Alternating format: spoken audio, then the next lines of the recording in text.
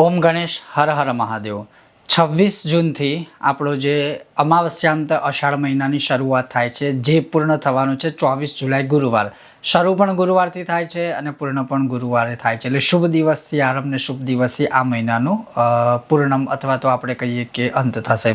હવે આ અષાઢ મહિનાના કૃત્ય શું છે? કૃત્ય એટલે કે આપણે અષાઢ મહિનામાં શું કરવું જોઈએ, એનું મહાત્મ્ય શું છે, બહુ સંક્ષિપ્તમાં તમને જણાવીશ, સંભળાવીશ અને હર કોઈ કરી શકે એટલું સરસ મજાનો આ સત્સંગ છે। જો તમને આ વિષય વિડીયો પસંદ આવે તો લાઈક કરજો, સૌથી વધારે શેર કરજો અને હજુ પણ કોઈની રાહ ના જુઓ, ચેનલને સબસ્ક્રાઈબ કરજો। તો ચાલો સત્સંગ શરૂ કરીએ। હવે અષાઢ મહિનો શરૂ થાય છે 26 જૂન ગુપ્ત નવરાત્રિના પ્રથમ દિવસથી માંડી અને પૂર્ણ થાય છે 24 જુલાઈ ગુરુવારે। ગુરુવારથી આરંભ થઈને ગુરુવારે પૂર્ણ થશે। હવે આ મહિનામાં શું કરવું જોઈએ અને વિશેષ રૂપથી જે બહુ મહત્વપૂર્ણ વસ્તુઓ છે એ જ તમને હું શ્રવણ કરાવીશ। તો આપણા ગ્રંથો એવું કહે છે કે આ અષાઢ મહિનામાં કોઈ પણ મનુષ્ય જો એક વખત એટલે કે એક સમય ખાલી ખાવાનું ખાય ને એક સમય ખાલી ફળાહાર કરે, આટલો જ નિયમ ખાલી કોઈ પણ અપનાવે તો એ મનુષ્ય બહુ ધન ધાન્ય અને સુપુત્ર એટલે કે પુત્ર પરિવારની પ્રાપ્તિ કરે છે।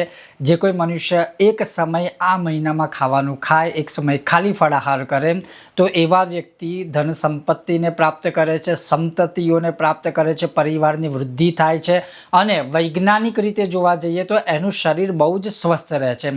બીજા નંબરની અંદર કહ્યું છે કે આ મહિનાની અંદર કોઈ પણ મનુષ્ય અગર દાઢી ના કરાવે, વાળ ના કપાવે, ટૂંકમાં હજામત આદિ ન કરાવે આ એક મહિના સુધી, તો એને પણ દુઃખ દરિદ્રતામાંથી મુક્તિ મળે છે। અષાઢ મહિનાની વાત કરું છું।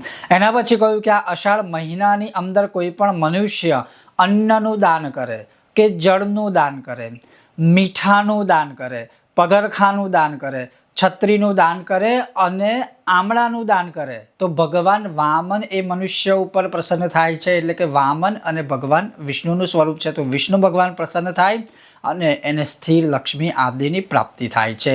એ રીતે કહ્યું છે કે જે કોઈ આ આખા મહિનાની અંદર આટલા નિયમોનું પાલન કરે, દાન કરે કે પછી આપણે જે નિયમ શરૂઆતમાં મેં તમને કીધું કે હજામત આદિ ન કરાવડાવે, એક મહિના સુધી એક સમય ફલાહાર કરે, એક સમય અન્નનો આહાર કરે, એની સાથે સાથે આ મહિનામાં આવતા ઉત્સવો જેમ કે રથયાત્રા છે, એ રથયાત્રામાં આપણે ઉત્સવ હોય એ છે કે રથયાત્રા એ કરવા જેવા જે વિધિ વિધાન હોય, આ 9 દિવસે જે ગુપ્ત નવરાત્રિ હોય એ મહાન અનુષ્ઠાન કરવા માટે, ગુપ્ત સાધનાઓ માટે સૌથી ઉત્તમ આ 9 દિવસ હોય છે, એમાં કોઈ કરે તો ઓલરેડી અષાઢ મહિનામાં કરવાના કૃત્યો સાથે, અષાઢ મહિનામાં કરવાના શુભ કર્મો સાથે આ બધા ઉત્સવ પણ જો મનાવીએ તો આપણને અધિકસ્ય અધિકમ ફલમ એટલે કે આખા મહિનાનું અનુષ્ઠાનનું ખૂબ જ ઉત્તમ ને શ્રેષ્ઠ ફળ પ્રાપ્ત થાય છે અને એ આ વખતે રહેવાનું છે 26 જૂનથી માંડીને 24 જુલાઈ સુધી અષાઢ મહિનો, આ એનું મહત્વ છે।